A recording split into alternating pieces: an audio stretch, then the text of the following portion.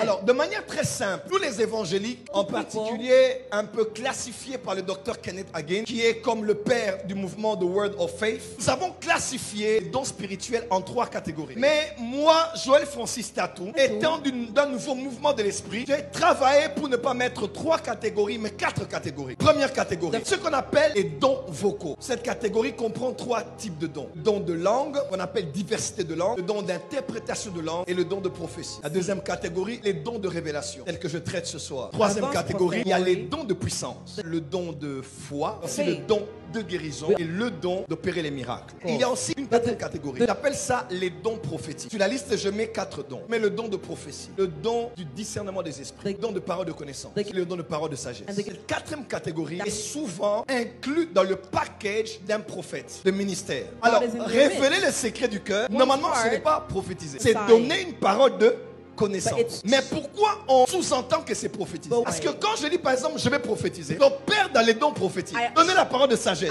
discerner un esprit et même à la fin annoncer le futur de la prophétie. C'est ça que j'appelle ça les dons prophétiques. Ce soir j'aimerais parler du don de la parole de connaissance. Le don de la parole de connaissance n'est pas la connaissance des Écritures. Quand un homme prêchait avec des versets bibliques, on dit waouh, il y a le don de la parole de connaissance. Ne confondez pas l'inspiration de l'esprit qui donne un message qui peut toucher une assemblée avec le don spirituel de la parole de connaissance. Deuxièmement, le don de la parole de connaissance n'est pas de la divination. Troisième chose, le don de la parole de connaissance n'est pas un jeu de devinettes. Beaucoup de gens, quand ils te regardent, font un peu les jeux de devinettes. Quatrième point, ce n'est pas de la psychologie. Une personne...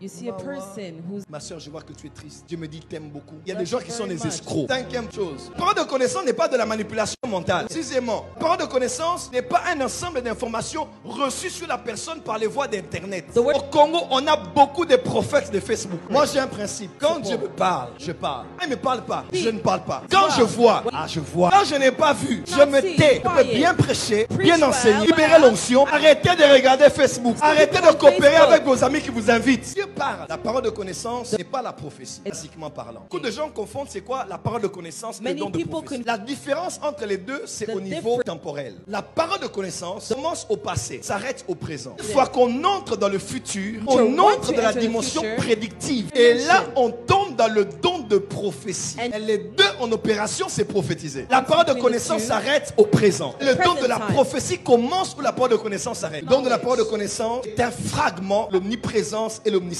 du Saint-Esprit. Est-ce que vous savez que le Saint-Esprit est partout? Est-ce que vous savez que le Saint-Esprit sait tout? Le Saint-Esprit est divin. Et il est omniprésent. Il est partout, en tout lieu. Même en enfer, il est là. Le Saint-Esprit sait tout aussi. Le Saint-Esprit étant omniscient et omniprésent, il prend un fragment, une portion de son omniscience, son omniprésence. Il déverse ça dans un croyant, octroyant l'habilité de recevoir des informations sur une personne, sur des personnes, sur des faits ou des états, sans avoir reçu ces informations de voie naturelle. Beaucoup ne connaissent pas la parole de connaissance parce qu'ils ne connaissent pas l'omniprésence et l'omniscience du Saint-Esprit. Le Saint-Esprit sait tout, sans exception. Parole de connaissance. Par exemple, là, pendant que je parle, je regarde le verset que je vais lire et je vois la tête d'une femme qui est métisse. Je vois une femme. J'ai mes yeux sur le verset. Je vois sur l'écran une femme. Elle est métisse. Et j'entends. On me dit, elle s'appelle Georgine Sarah.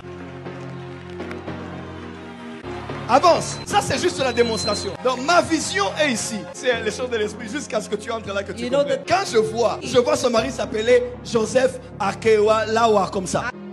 On sait que j'ai fait, c'est la parole de connaissance. Ce don est manifeste. Tout le monde est mis au d'accord. Dieu, il sait tout. Voilà pourquoi celui qui a le don de la parole de connaissance doit prier pour travaille aussi avec les autres dons. Sinon, on ne te prendra pas au sérieux. Bon, tu me révèles mon problème. Et après, tu as vu un serpent dans mon ventre. Et après, tu parles du passé et tu parles du présent. Les autres dons doivent opérer. Le don de prophétie, le don de guérison, le don de miracle. Jean 1, 40 à 42. André, frère de Simon-Pierre, était l'un des deux qui avait entendu les paroles de Jean qui avait suivi Jésus. Ce fut lui qui rencontra le premier son frère Simon. Il lui dit, nous avons trouvé le Messie. Et il le conduisit vers Jésus. Et Jésus, ayant regardé Simon, dit, tu es Simon, fils de Jonas, sera appelé Pierre. André emmène son frère Pierre chez Jésus. À peine il entre dans l'atmosphère de Jésus. Jésus regarde, il dit, hey, Simon, il dit, C'est moi Simon, parole de connaissance. Il a révélé son nom. Deuxième détail, nom de ton père, c'est Jonas. Parole de connaissance. Quelque chose qui est, même l'origine familiale. Et Jésus quitte le présent, entre dans le futur. Il dit, mais on va commencer à t'appeler Pierre. Oh, pourquoi on donne les noms? Pourquoi on donne les noms des parents?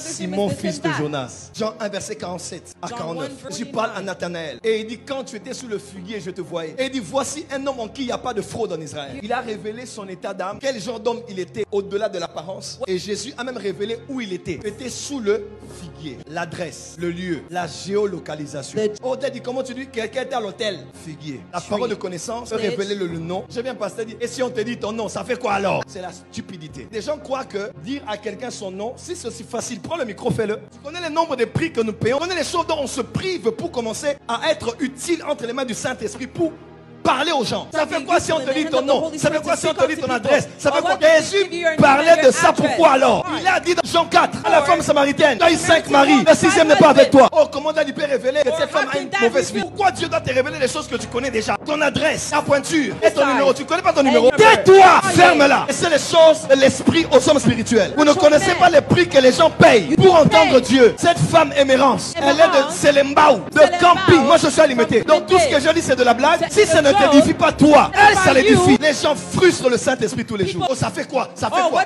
Fais quelque chose. Ce qui ne t'édifie pas ne veut pas dire que ça ne édifie pas tout le monde. Qu'on respecte le prophétique, le don de la parole de connaissance. Quand ce don vient, des fois il vient par ce que tu sais. Tu ne sais pas expliquer, mais tu sais seulement que tu sais. Tu es juste conscient de ce que tu sais. Écoutez-moi, demain va être une soirée, j'ai beaucoup prophétisé demain. Demain, l'onction prophétique sera foudroyante. Ce soir, on va activer la parole de connaissance. Toi qui opérais dans ce don, tu ne vas rien comprendre. Tu commenceras à voir. Alors, de manière très simple, tous les évangéliques